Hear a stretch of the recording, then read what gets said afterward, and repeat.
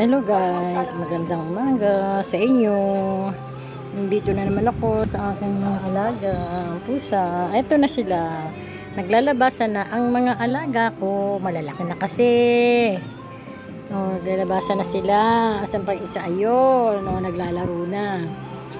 Ang layo na narating ng anak ni Putol. Putol, nasan ba yung oh, malayo na yung anak mo? Oh.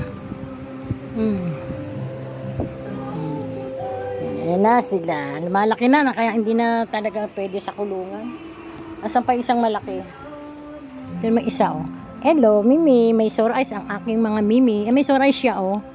May sore eyes si, si Orange, oh. May sore eyes ang Mimi. Dito ka palinis ka kay Putol. Ayan. Ayan. Ito ang mga kapatid niya. Ayan na.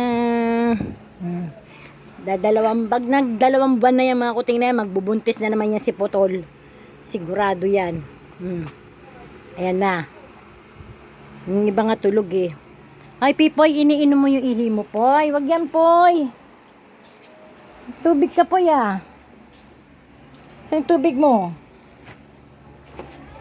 Aking mga nakakulong na aking mga alaga.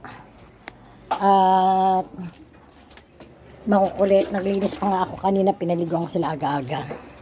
O, dali, inom ka muna ng tubig, Poy. Dali na, Poy. Minom siya ng tubig.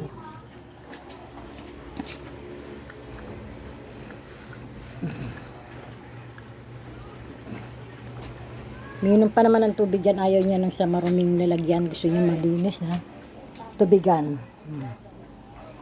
Okay po. Dami po kayo. Ba! Akyat ikaw dito ba?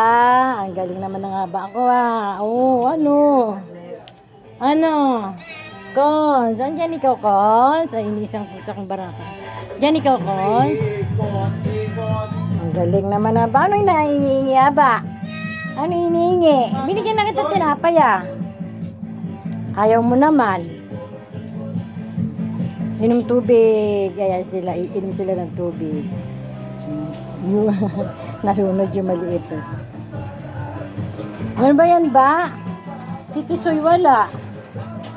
Hindi sa kabila. Sige na guys, mamaya na lang ulit po guys. Maraming salamat.